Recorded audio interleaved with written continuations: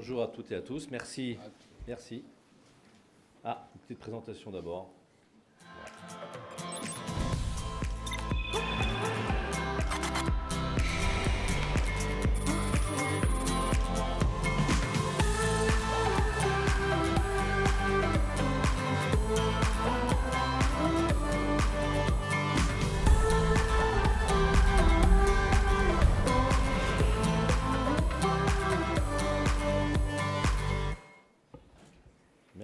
Merci Philippe pour cette invitation, cette présentation.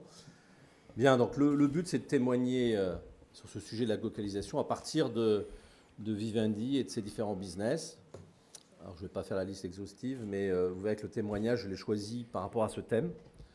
Donc par ordre d'entrée en scène, je vous parlais de la musique avec UMG, de Gameloft, mais également de Canal+, et sans doute un petit aussi voyage en Italie assez court. Donc en fait, si on commence par le global, avant d'arriver au local, on a deux business vraiment mondiaux chez Vivendi, qui pour moi est différente que des business internationaux. Je vais y revenir.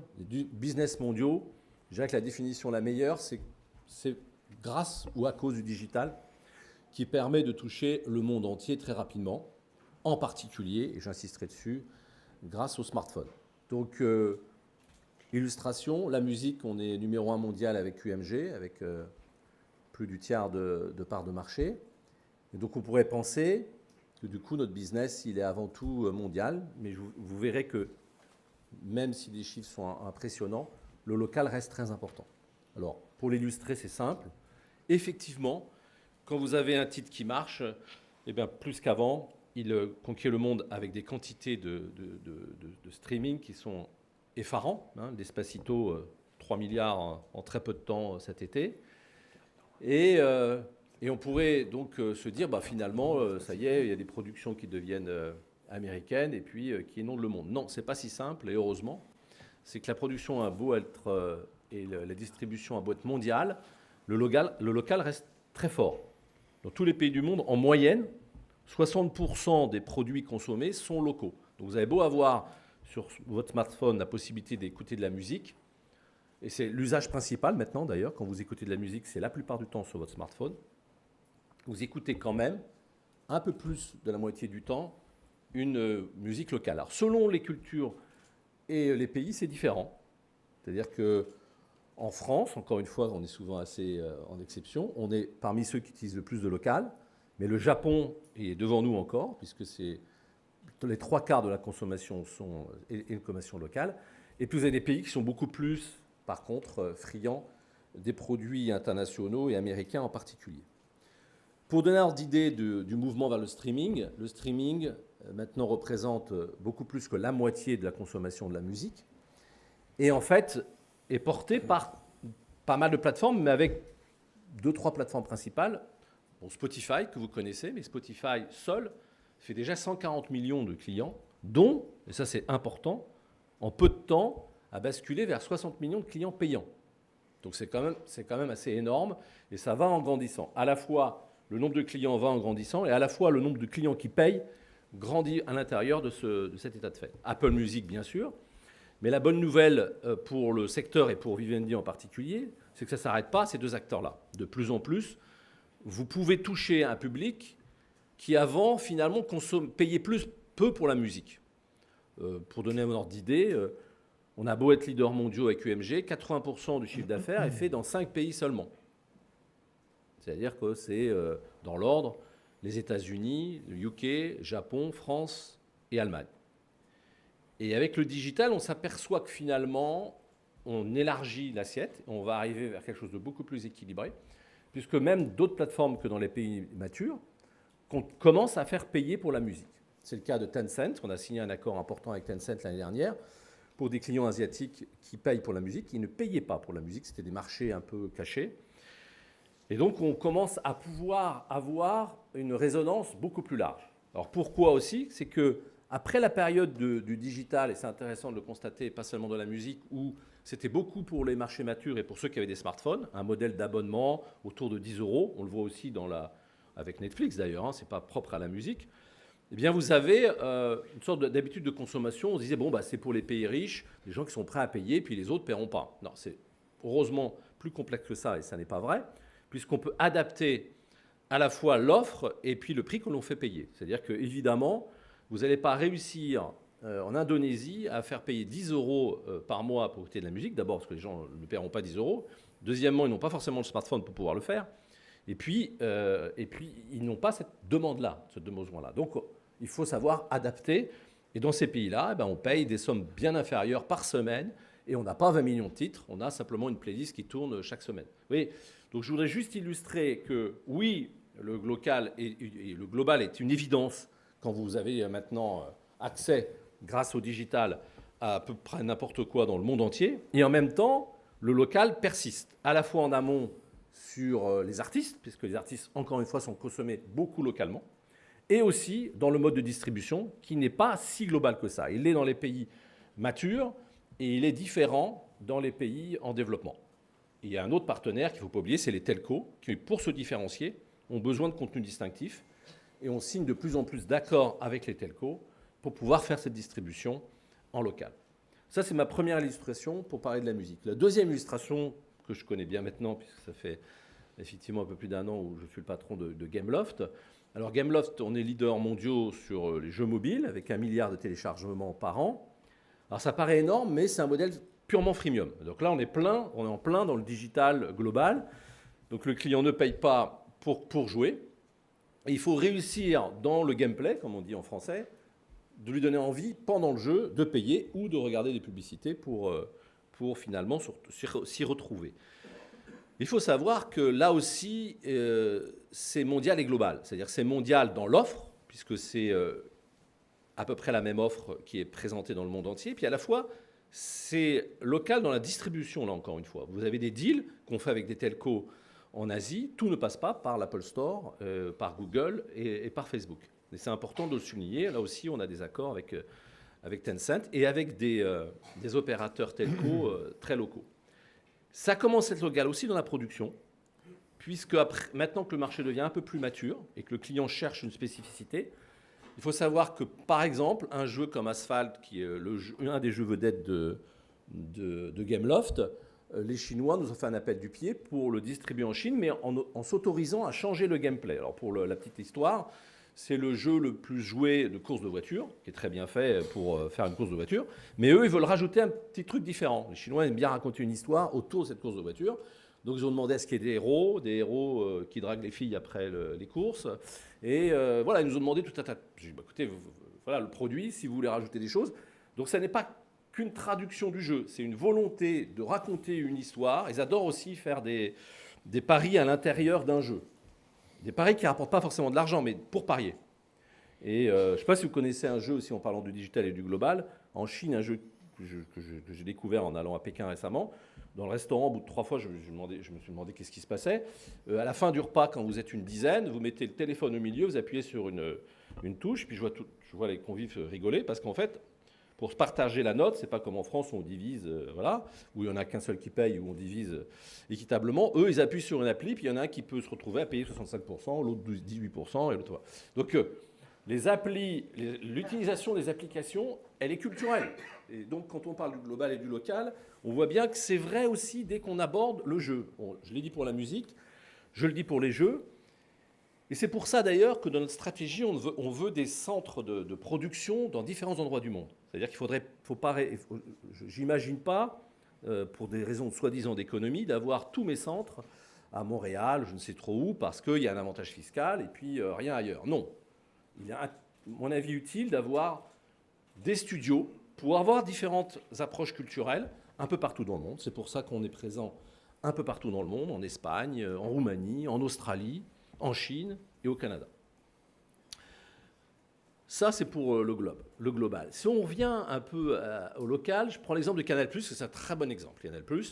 Canal+ est à la fois local quand il distribue, ou multilocal, puisque vous savez qu'on est très présent en France, très présent en Afrique, mais également au Vietnam, et depuis peu en Birmanie. Donc on est multilocal, mais on n'est pas mondial. Vous n'avez pas Canal+ accessible partout dans le monde. Ça, c'est pour le côté distribution. Mais là où la French Touch est plutôt un avantage, c'est sur le côté production. Donc on a fait un choix et c'est le choix de Vivendi d'ailleurs, pas seulement pour Canal+, mais c'est vrai encore une fois pour la musique et pour d'autres choses, c'est de revendiquer notre côté européen, qui va effectivement parcourir le monde, mais avec un produit différent que ce que proposent les Américains ou les Asiatiques, et qui est centré sur l'histoire européenne. Et pour Canal+, l'angle qu'on a pris, c'est la création originale, pour donner que cet exemple-là, mais on pourrait le faire aussi sur Studio Canal, mais il y aura un intervenant qui l'expliquera très bien plus tard de Canal+, qui est là, Gérald Brice-Viret. Mais sur l'exemple simplement donc, des créations originales, ce n'est pas un hasard si on a choisi des produits européens très français. Versailles, pourquoi ça marche? C'est certainement très bien réalisé, mais c'est aussi parce que Versailles, ça représente quelque chose dans le monde entier. Et c'est vrai pour des angles qu'on prend différemment dans la façon aussi de gérer le Bureau des légendes, le Baron Noir, ça s'exporte très bien aussi, parce que c'est à la fois, ça intéresse tout le monde et à la fois c'est un côté différent que ce qu'aurait fait une série américaine. Donc ça, c'est le côté, le local qui veut aller au mondial. Mais pour aller au niveau mondial, il ne faut pas faire un produit aseptisé qui marche partout. Il faut aussi accepter d'être sur ses bases et d'être différent. Donc c'est pour ça que j'aime bien ce côté local, parce que finalement, on voit bien que dans toutes les entrées, on arrive à la même conclusion, et vous l'avez très bien expliqué auparavant, c'est évidemment que le succès passe par les deux. Donc plus les plateformes sont mondiales, plus pour vous différencier, vous avez intérêt aussi à être à la fois local et à la fois effectivement, proposer des produits qui peuvent fonctionner partout. Donc c'est avec cette complexité qu'il faut gérer le quotidien. Et c'est pour ça que notre pari, c'est d'investir de plus en plus en amont, parce qu'on pense que content is king, c'est de plus en plus vrai. C'est-à-dire que, paradoxalement, plus il y a de plateformes qui sont capables de distribuer, plus la différence se fera sur la qualité du contenu. C'est un peu logique aussi, puisque si vous savez plus, si vous avez une offre de profusion, à la fin, vous revenez sur ce qui fait la différence. Je prends l'exemple des jeux vidéo, vous savez peut-être qu'il y a 600 jeux qui sortent par jour. 600 nouveaux jeux gratuits. Donc si vous êtes obligé de fabriquer des jeux, d'imaginer des jeux différents, parce que s'ils ne sont pas différents, que c'est à peu près la même chose, je ne vois pas pourquoi, alors que le smartphone est déjà plein d'applications, vous rajouterez cette application dans votre smartphone. Donc ça, c'est aussi une autre illustration de la localisation. Après, arrive un chapitre important qui est tout ce qui est ce qu'on appelle le brand content et ce qui est l'évolution de la publicité. Ce n'est pas un hasard si on a intégré Avast chez Vivendi. C'est-à-dire qu'effectivement, moi je le constate en particulier sur les jeux, mais on le voit bien sur la musique, on voit bien que sur le marché publicitaire, les marques cherchent à se différencier. C'est-à-dire que, en particulier sur le digital, les clients en ont ras-le-bol d'avoir un truc intrusif, un bandeau qui vient au milieu de votre expérience géniale par ailleurs. Je prends l'exemple de la musique. Spotify, en plein milieu de la musique, si vous avez une publicité, c'est jamais une expérience sympa. Donc les marques cherchent quand même, avec le digital, à aller vers des choses plus sophistiquées qui rentrent plus dans le gameplay. Alors, pour les exemples de Gameloft, c'est grâce à Avast, si à un moment donné, on a fait un deal avec Michelin pour que les pneus des voitures dans le jeu d'asphalte vont plus vite si c'est des pneus Michelin. C'est beaucoup mieux pour Michelin parce que c'est moins intrusif et plus valorisant pour la marque que d'avoir en plein milieu du jeu d'un seul coup une pub Michelin. C'est plus subtil. Et puis pour le joueur et pour Gameloft, c'est plus intéressant aussi. Vous voyez qu'on commence à arriver à des modèles de publicité un peu plus sophistiqués. Et ça, on peut le faire que si on a un coup d'avance sur la consommation. C'est ce que peut porter l'expérience d'Avast. Et inversement, Vivendi apporte à Avast la possibilité de proposer aux marques des expériences aux clients qui vont au-delà de la marque elle-même. On a de plus en plus de demandes de marques qui veulent faire un jeu autour de leurs produits. Donc on fait des jeux pour des marques parce qu'on sait que Kellogg's, par exemple, les enfants, ils veulent retrouver un petit peu l'expérience Kellogg's dans un jeu un peu sympa, éducatif, en prolongement de leur vécu. Donc ça, c'est important. J'ai d'autres exemples avec Disney. Disney, à chaque fois qu'ils sortent un film, c'est bien pour eux qu'il y ait un jeu. Donc on fait des jeux Disney au moment où le film va sortir. Et on le fait bien sûr pour nos IP. Je pense à Paddington, qui est un bon exemple aussi de local et de global. Paddington, c'est à la fois pas un produit américain, c'est un produit anglais, européen, qui peut marcher dans le monde entier, donc, dont on a les droits au niveau de Studio Canal et de Vivendi. Et on a fait un jeu, Paddington, qui sort en même temps du film, qui a déjà pas mal de succès. Donc on voit un peu comment tout ça rebondit. Et c'est un petit peu ce témoignage que je voulais apporter, plutôt que de faire des des grandes théories. J'ai la chance d'avoir pas mal de matériaux à partager avec vous. Voilà, j'espère avoir été clair. J'ai fait exprès de slalomer un peu entre les deux parce que c'est comme dans les exposés. Il n'y a pas première partie globale, deuxième partie locale, puis synthèse locale. C'est un petit peu plus compliqué que ça, mais j'espère avoir été clair. Merci. Merci beaucoup, Stéphane. Peut-être juste une question. Vous avez beaucoup parlé de jeux vidéo. Là en plus, on voit bien les exemples concrets. Sur la joint venture que Vivendi a signé annoncé il y a quelques jours avec Telecom Italia dans le domaine des contenus, de la production de contenus, est-ce que vous pouvez en dire un tout petit peu plus sur la feuille de route et puis sur l'ambition du projet? Oui, alors l'idée, avec l'ancrage en Europe, l'Italie, c'est quand même quelque chose. Hein. Je parle que du cinéma italien. Il n'y a aucune raison, entre nous, que le cinéma italien, qui est génial, n'ait pas la résonance du cinéma français. Et pourquoi? C'est aussi parce qu'il n'y a pas eu ce Canal+ intégré dans un deal avec le cinéma français. Et en fait, on veut recréer en Italie quelque chose qui ressemble à ce qu'on a fait. Donc pour ça, on crée une JV avec un diffuseur important qui est Telecom Italia, qui lui a une résonance énorme, et Canal+ a un savoir-faire sur le contenu lui-même. Donc la JV, elle a un sens évident, à la fois pour le distributeur qui est Telecom Italia, et à la fois pour Canal, qui d'un seul coup trouve un territoire qui ressemble quand même un petit peu à la France en termes de savoir-vivre, de manière d'être, de culture. Hein, on parle des Italiens qui ressembleraient à des Français dans votre allégorie. Donc voilà, c'est un peu ça l'esprit. Un calendrier d'opération on aimerait bien... nous aussi, c'est un peu la fin de l'année, vous voyez. Je réponds de la même manière.